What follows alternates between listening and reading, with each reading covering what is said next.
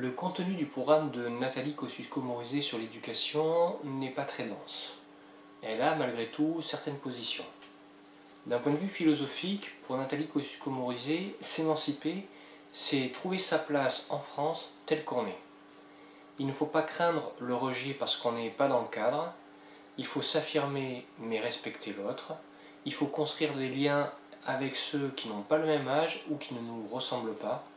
Il faut être au service du collectif. Pour Nathalie Kosciusko-Morizet, la nation, la France, se nourrit de ses individualités. Elles doivent interagir. La France, de ce qu'elle dit, est inclusive. Elle doit laisser à chacun la chance d'en faire partie en y apportant sa différence. L'éducation, pour Nathalie Kosciusko-Morizet, doit être le socle de cette émancipation. Elle souhaite stimuler la jeunesse et refonder l'école. Pour refonder l'école, on doit revenir pour elle à l'essentiel, à savoir la transmission du savoir.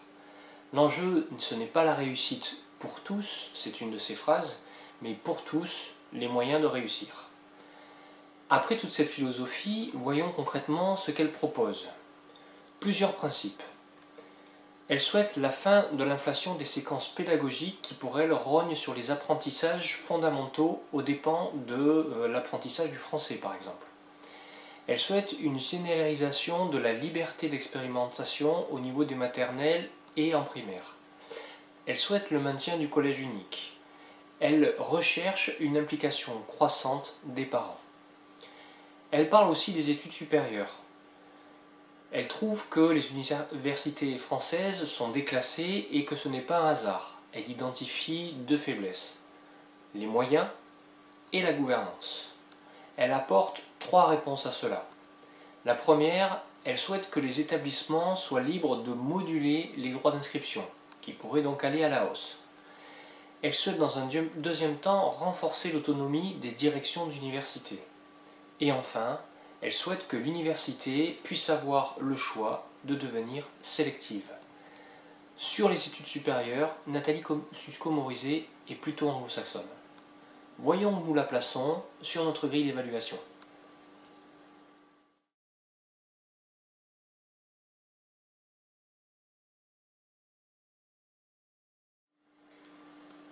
Sur cette grille d'évaluation, donc, les candidats traditionnels, avec une vision de l'enseignement comme il y a plusieurs années, ou adeptes des nouvelles méthodes. Les candidats qui seront plutôt sur une gestion centralisée à Paris de l'ensemble du système éducatif, ou qui voudront développer l'autonomie des établissements à tous les niveaux. Sur cette grille-là, Nathalie Kosciusko-Morizet donc sera placée plutôt du côté traditionnel. Son programme dans son ensemble sur l'éducation n'est pas très touffu, mais elle parle de revenir à l'essentiel, d'un retour à des notions de base comme la transmission du savoir, qui pour elle est un peu délaissée. Elle souhaite qu'il y ait la fin de l'inflation pour elle des séquences pédagogiques, et donc de revenir à de l'apprentissage du français par exemple. Elle veut maintenir le collège unique. Elle ne parle pas de numérique et d'informatique développée à tous les niveaux et dans toutes les filières de l'éducation.